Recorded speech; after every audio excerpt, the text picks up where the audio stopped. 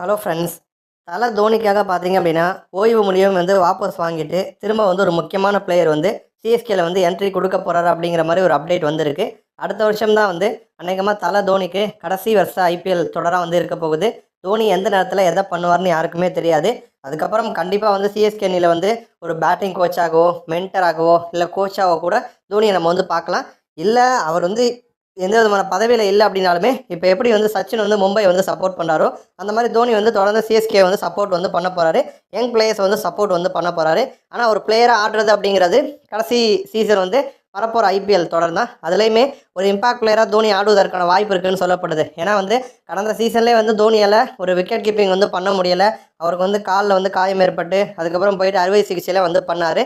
தொடர்ந்து இதே நிலைமையோட வந்து அவரால வந்து எல்லா மேட்சஸும் ஆட முடியாது அப்படிங்கிறதுனால, சில போட்டிகள்ல மட்டும் பார்த்தீங்க அப்படின்னா, தோனி வந்து ஆடுவார் அப்படின்னும், இல்லைனா வந்து ஒரு இம்பாக்ட் பிளேயரா வந்து சீசன் முழுக்கவே தோனிய வந்து பயன்படுத்தலாம் அப்படிங்கிற மாரி ஒரு முடிவுக்கு வந்திருக்காங்க. ஏன்னா, தோனி இருக்கிறப்பவே ருத்துராஜ் வந்து ஓரளவுக்கு வந்து கடந்த சீசன்ல கேப்டன்சிய கையில வந்து எடுத்தாரு. இப்போ வந்து தோனிய வெளியில வச்சு முழுக்க முழுக்க வந்து ஃபுல் ஃப்ரீடம ருத்துராஜ் கிட்ட வந்து குடுக்க போறாங்களாம். தோனி வந்து ஒரு இம்பாக்ட் பிளேயரா இருந்துட்டு, கடைசி அந்த 2, 3 ஓவர்ல மட்டும் களத்துக்கு வந்து அவருடைய பழைய ஸ்டைல வந்து காட்டுவார் அப்படின்னு எதிர்பார்க்கப்படுது. அந்த வகையில வந்து ஷிக்கர் தவான் கிட்ட வந்து சிஎஸ்கே வந்து பேச்சுவார்த்தை வந்து நடத்தியிருக்காங்களாம். தவானை பொறுத்த வரைக்கும் இவரை மாதிரி ஒரு பிளேயர் வந்து எந்த அணியுமே எடுக்க முன் வராதது கொடுமையோட உச்சக்கட்டம் அப்படின்னு வந்து சொல்லலாம். இது வரைக்கும் ஐபிஎல்ல 222 மேட்சஸில் ஆடி 6769 ரன்கள் வந்து அடிச்சிருக்காரு.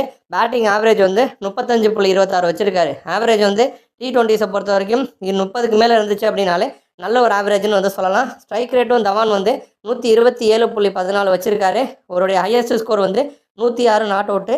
ஐபிஎல்ல 51 50 போட்டிருக்காரு. 2 செஞ்சுரி வந்து போட்டிருக்காரு. அதிகம் பவுண்ட்ரிஸ் அடித்தது வந்து தவான் தான். 768 பவுண்ட்ரிஸ் வந்து ஐபிஎல் அடிச்சிருக்காரு. அதில் வந்து ஒரு தொடரில் 102 பவுண்ட்ரிஸ் அடித்து பெரிய ஒரு ரெக்கார்டு வந்து பண்ணார். கன்சிஸ்டண்ட்டாக பார்த்தீங்க அப்படின்னா தவான் வந்து ஆடக்கூடிய ஒரு பிளேயர். அப்படிப்பட்ட ஒரு பிளேயரை எந்த அணியுமே எடுக்க முன் வரல. பஞ்சாப் அணி இவர்கிட்ட கேப்டன் பொறுப்பையே வந்து கொடுத்தாங்க. பட் அந்த சீசன் தவானுக்கு வந்து சரியாக போகலை. தனிப்பட்ட ரீதியாகவும் அவருடைய திருமண வாழ்க்கையிலையும் வந்து பல பிரச்சனைகள் வந்துச்சு. அவர் வந்து இன்ஜரி ஆனார். கேப்டன்சி வந்து பண்ண முடியலை. பல கேம்ஸில் வந்து ஆட முடியலை. அதனால் அப்படியே தவானை வந்து பஞ்சாப் வந்து கண்டுக்காமல் பார்த்தீங்க அப்படின்னா வந்து விட்டுட்டாங்க. தவானும் வந்து எந்த ஒரு அணியாலையும் வந்து எடுக்க முடியாமல் ஒரு அன்சோல்டு பிளேயராக வந்து போயிட்டார். இப்போ வந்து சிஎஸ்கே பார்த்தீங்க அப்படின்னா எப்போதுமே டேடிஸ் ஆர்மின்னு வந்து சொல்லுவாங்க.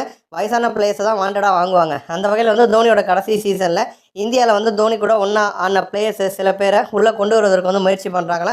அதன்படி தான் அஸ்வினிக்கே வந்து வாய்ப்பு வந்து கொடுத்தாங்க. தினேஷ் கார்த்திக் வந்து ட்ரை பண்ணாங்க. பட் அது வந்து முடியலை. பட் இப்போ வந்து தவான் கிட்ட வந்து பேச்சுவார்த்தை நடத்திருக்காங்களா. தோனிக்காக கண்டிப்பாக நான் வந்து வரேன் அப்படிங்கிற மாதிரி தவான் வந்து சொல்லியிருக்காராம். ஆனால் வந்து இன்னும் வந்து முழுசாக வந்து உறுதி ஆகலை அப்படின்னு வந்து சொல்லப்படுது. ஐபிஎல்லை பொறுத்த வரைக்கும் வந்து சில விதிமுறைகள்லாம் அவ்வப்போது வந்து மாற்றிப்பாங்க. ஏன்னா நம்ம ஊரில் நடக்குது. இது ஒரு வியாபாரம் தான். ஸோ நமக்கு ஏற்ற மாதிரி வந்து ரூல்ஸ் அப்பப்போ வந்து மாற்றிப்பாங்க. அந்த வகையில் தான் வந்து தோனியை வச்சு தான் வந்து இப்போ இந்த மெகா ஆக்ஷனுக்கு முன்பாக சில பிளேயர்ஸ் வந்து தக்க வச்சுக்கலாம். அதில் இந்திய அணியில் ஆடி ஓய்வு வாங்கின பிளேயர்ஸு இல்லைனா அன்கேப்டு பிளேயர்ஸுக்கு அதிகபட்சம் இவ்வளோ தொகை தான் வந்து கொடுக்க முடியுங்கிற ரூலே வந்து தோனியை வச்சு சிஎஸ்கேவுக்காக தான் வந்து கொண்டு வந்தாங்க. அந்த மாதிரி வந்து ரிட்டையர் ஆனாலுமே கூட தவானை வந்து திரும்ப சிஎஸ்கேல வந்து ஆட வைக்கலாம் அப்படிங்கிற ஒரு திட்டத்துக்கு மேனேஜ்மெண்ட் வந்திருக்காங்களாம். ஸோ சர்ப்ரைசிங்காக வந்து 2025 சீசனில் தவானை நம்ம வந்து சிஎஸ்கேல வந்து பார்க்கலாம். நன்றி.